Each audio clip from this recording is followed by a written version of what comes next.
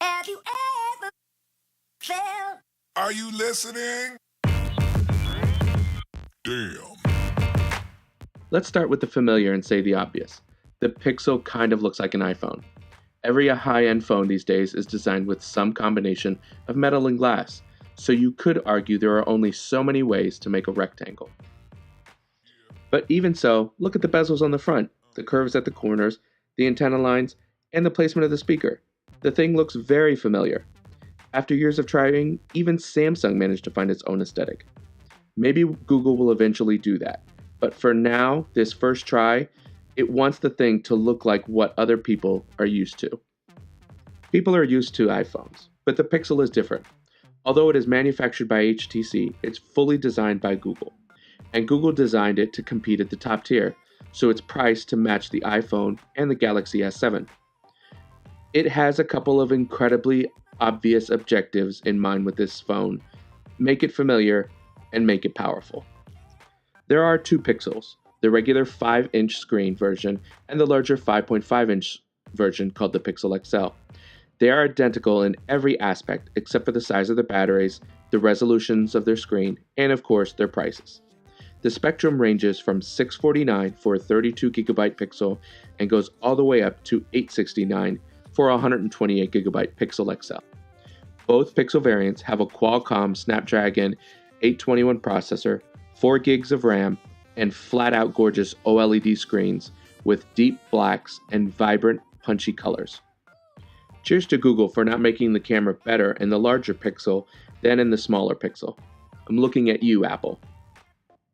Google puts the fingerprint sensor on the back, and it's okay having it there, but it's a hassle when the phone is sitting on a table. You could just rest your finger on it to turn it on and unlock the phone, but it doesn't serve as a home button.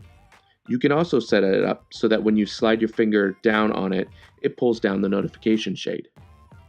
The Pixel is not waterproof, which is dumb and annoying. It fast charges via USB-C, and there's only one speaker, at the bottom. It's a loud, but below decent quality speaker that's far from great. There is, of course, a headphone jack on the top as well. The Pixel is fast, noticeably faster than the Samsung Galaxy S7. On performance alone, this is easily the best Android phone you can buy. This is due to stock Android 7.1, and since Google controls the hardware and software, it makes a smooth experience like an iPhone with no lag or jank associated with other Android phones made by other manufacturers. For the first time, Google is arguing strenuously that it can make a better phone because it controls both the hardware and software. So I wouldn't enjoy being another Android manufacturer right now. Google was able to optimize battery life beyond what other Android phones can do. Over the month I tested the phone, I got ridiculous battery life for a smaller phone, lasting me almost 2 days with my heavy use of texts, calls, emails, and music and video streaming.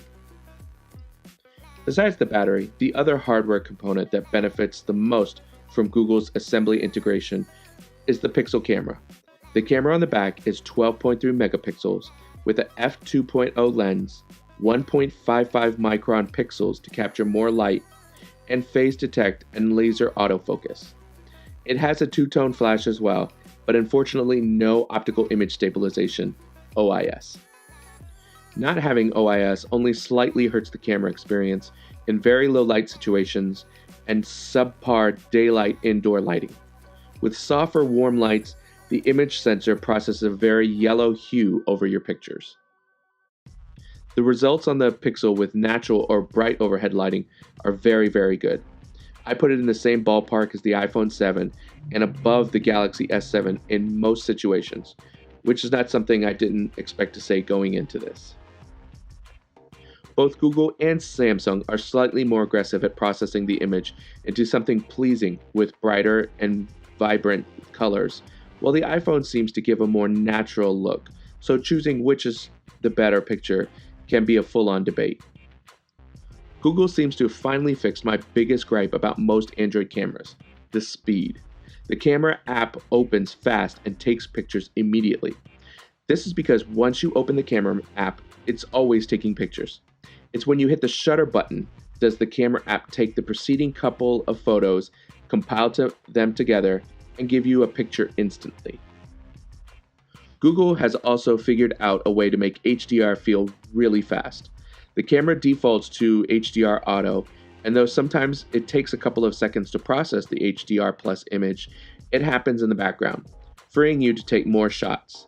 The camera defaults to HDR auto every time you open it, even if you turned HDR off the last time you used it. Google did add some video stabilization software that ties the camera sensor to the gyroscope. It can stabilize what you're shooting as long as you don't shake the camera too much. This isn't going to save you from shaky video if you really jostle it, but video while walking looks incredibly smooth.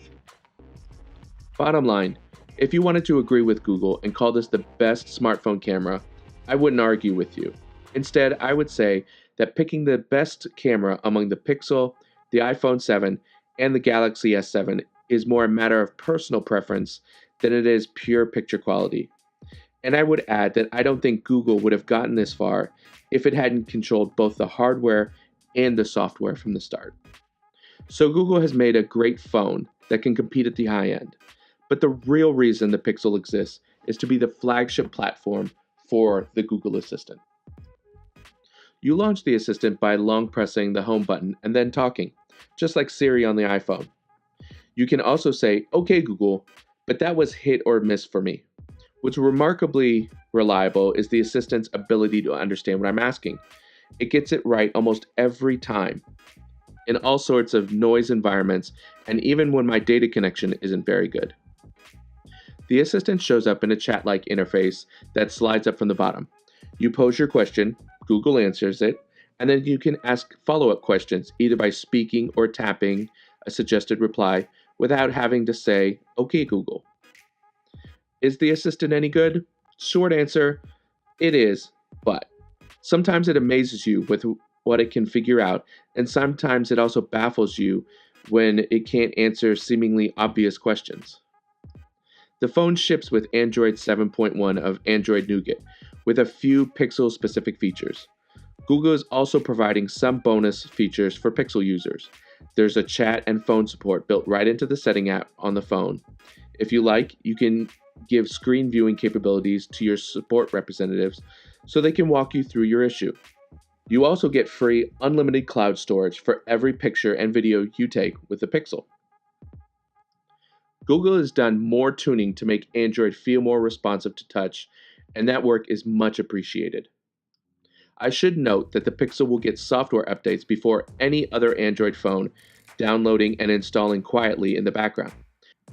Verizon users will have a small handful of apps downloaded to their phone when they put a SIM in it, but you can easily delete them without any issue.